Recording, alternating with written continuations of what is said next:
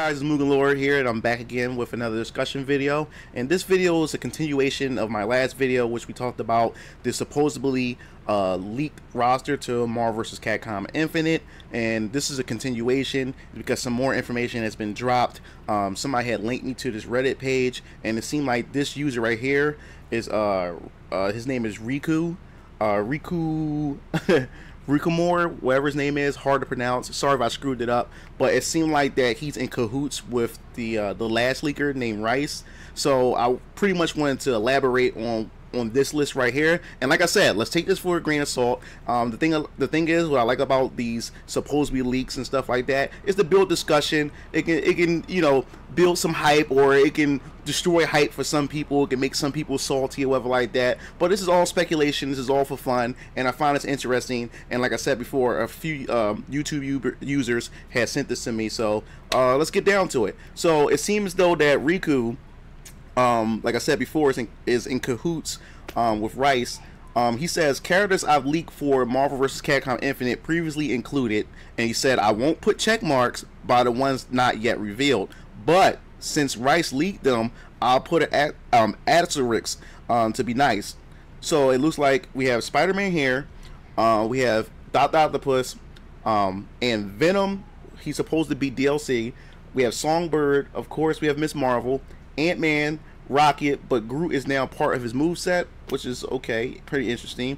Thanos, Black Panther, Doctor Strange, Star-Lord, Black Widow, and Chun-Li, Hunter from Monster Hunter, and then it has Rathalos right here. Now it's interesting that this user says that, though I will admit that this one is kind of shaky because they might have mixed it to only be in Hunter's moveset for a hyper, because Giants might be done away with as playable characters. Now if you guys don't know, there was a leak a while ago, a long while ago, that this game may have giant characters similar to Tatsunoko vs. Capcom, if you had played that game.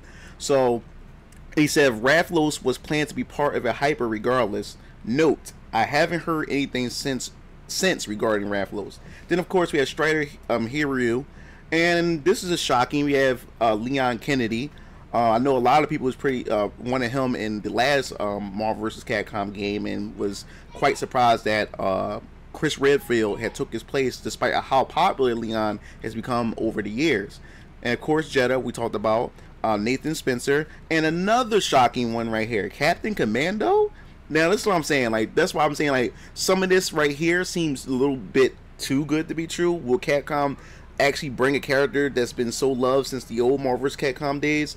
Would they bring him back? And it would be interesting to see how he would look in the 3D model. But of course we have Captain Commando here, Dante, Frank West, and Asura. Now the only thing I can say about Asura is this has got to be Asura's Wrath, the only character from Capcom that has to be Asura's Wrath. Now Asura's Wrath would be a perfect character for the Versus series. So like I said, take this for a grain of salt. This could just all be fake. It doesn't, you know, so don't take this too serious, but this is all just for fun, okay? So now we have some interesting juicy bits here.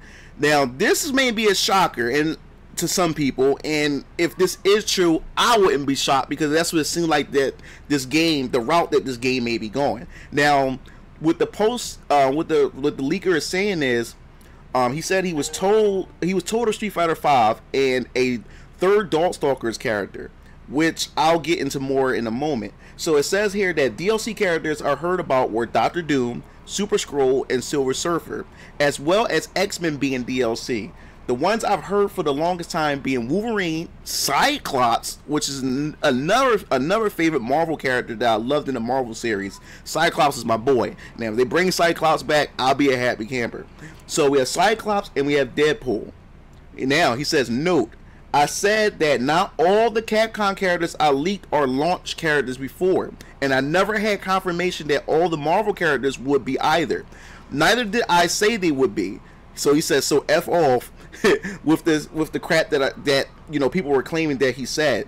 So people just assumed that he pretty much, you know, just said a lot of these, made all these claims or whatever like that. So anyway, so moving right along, he said, I've recently heard of plans about season 2 possibly be in Fantastic Four versus Darkstalkers DLC pack next year, which is how Doctor Doom, Skrull, Silver Surfer, and She-Hulk will be in 8-character season instead of 6. And mentioned Felicia Talabane by the name as Darkstalkers being added for it. Hisenko, which is Lele, return could happen in that to fill a slot, and because they can reuse animations and assets from Marvel vs. Capcom 3, which makes sense. Lele will most likely return in Felicia. That makes a whole lot of sense. Reuse assets. And then he said season 3 plans to be X-Men are seemingly going to be added alongside some Street Fighter characters to play on the X-Men versus Street Fighter part of the Marvel vs. Capcom legacy. Now, this was a rumor a few months ago that they talked about the DLC. There was going to be a DLC pack called X-Men versus Street Fighter. So this is yet again popped up. So which makes sense since Street Fighter only has 2 of them at launch as reps.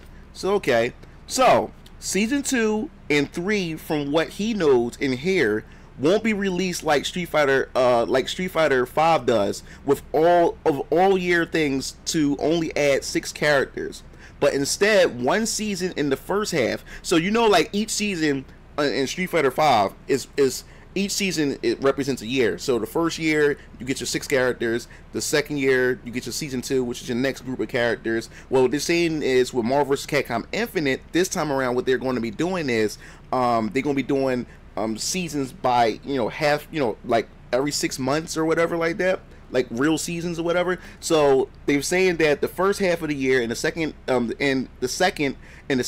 of the year, though there's some kind of discussion going on about doing 4 seasons a year, meaning a season every 3 months, like actual seasons of the year, though not accurate, probably, as they follow January, March, April, June, July, September, and October, December. So they went in a direction of making this game very DLC heavy, and that's what I was saying before about this game going into it when they first revealed Marvel vs. Capcom Infinite, when they showed the game and everything. And I was saying that it seemed like in Street Fighter 5 they had a little system going on of releasing characters in packs and seasons and stuff like that. And then looking at the leak roster that we talked about yesterday, and it showed how small the roster was and how weak and how bland some of the character choices were. I can see them using this game as a model to just pump out DLC for characters that we really want to get us as fans and as consumers to just pump out the money to get these characters. So, like he said, he's saying that this game is supposed to be very, very DLC heavy, which, as you've seen, is an extremely controversial decision, and he's saying it's bad, but they made their bed. And honestly, despite having a source knowing someone who works for them, they as a company pisses me off, which is kind of an ulterior motive why I leak stuff, aside from just being bad at keeping secrets. So he says, I think the thing that bothers me as a fan so much is how they're withholding so much and so many of the most requested characters as DLC, and essentially filled the roster with some characters they knew people wouldn't pay for, but peppered the roster with some enticing things like X, Jetta, and the Hunter on their side to try to coax you into purchasing the game. The Marvel side is a whole other issue, he says, that so many people have gone over and over, but both sides are littered with scummy corporate bullshit. Alright, with that one down, so this is getting interesting here, because like I said, I read through this. What he's about to say here is pretty interesting. Now, we're not sure, like I said, I'm going to repeat this, take this for a grain of salt. We don't know at all if this is going to be true, but like I said, we're going to go into this. So right now, what we have here, he's going to explain about some leaks to Street Fighter 5 right now. So what he says is, with that one down, here are the Street Fighter 5 leaks. Season's 2 remaining characters are Abigail, Minot, and Zeku. A second cinematic story mode is supposed to happen, which is interesting. I wasn't expecting that, if that is true.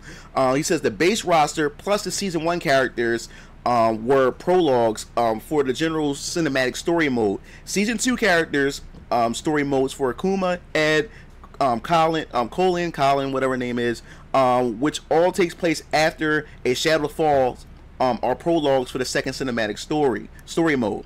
All right, so he said, get ready for the biggest bombshells. Now this is interesting right here. This is where I stopped, or I took a glance at, and it really shocked me or whatever like that. If this is true, now he said, get ready for this bombshell. He said, which Capcom is planning to do, they supposed to have a DLC called Super Street Fighter V. That's right, Super Street Fighter V is happening. Now, Capcom has said before they won't be doing that at all, making different iterations of Street Fighter, of their newest Street Fighter game. So it looks like they are going to do a Super Street Fighter V if this is true. Let's keep that in mind.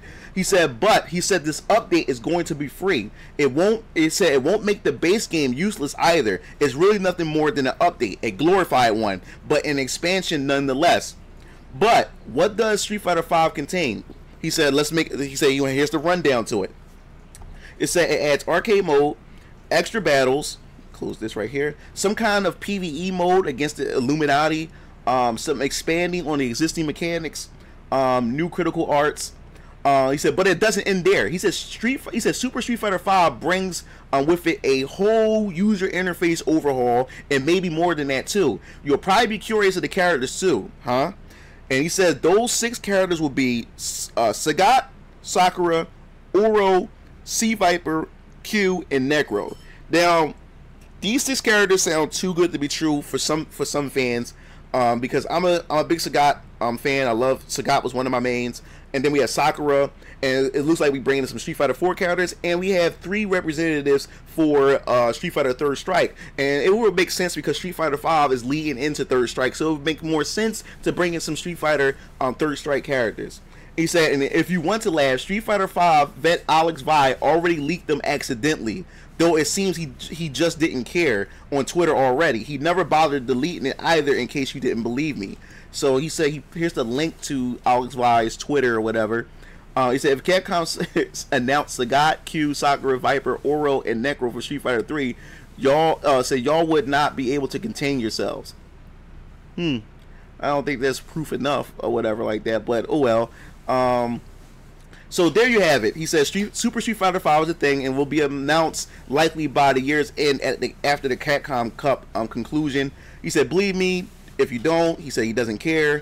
He said, here's the bonus. He said, back when I leaked Arthur and Firebrand being on Marvel vs. Capcom Infinite, I personally found odd when I heard it. But fine, since I heard the roster was going to be pretty big, which it is over time, but like I told people, which somehow got glossed over, he said he never said every one of those characters I leaked would be in there at launch. So so this is another interesting piece of information. So the last video we had, so it seems as though that roster we talked about, which is the leaked roster last video, isn't initially the launch lineup for the game. So like I said, he said, I never said every one of those characters I leaked would be there on launch, just that they were in, which in hindsight I should have personally been more suspicious of. Now, if you want to hear something else regarding why they chose Arthur and Firebrand, Capcom Vancouver, the Dead Rising team, are doing a new Ghosts and Goblins game. Not sure if it's a sequel or a reboot, but the direction is seemingly realistic instead and takes place in the 70s on Earth, from what I know at least, for the most part, and not in Makai or Hell. Alright, because that's exactly what Ghosts and Goblin fans wanted, so because of that, for some weird reason, we get Arthur and Firebrand on the launch roster, even though neither will likely show up, except I imagine realistic Firebrand on that sequel reboot. Okay, so that's pretty much it for this whole rumor here, and I just want to get your guys' opinions on this. This is a lot of information to digest. Like I said, this is just a leak. This is just a rumor. This all could be just for fun and giggles from the person who uploaded this information and stuff.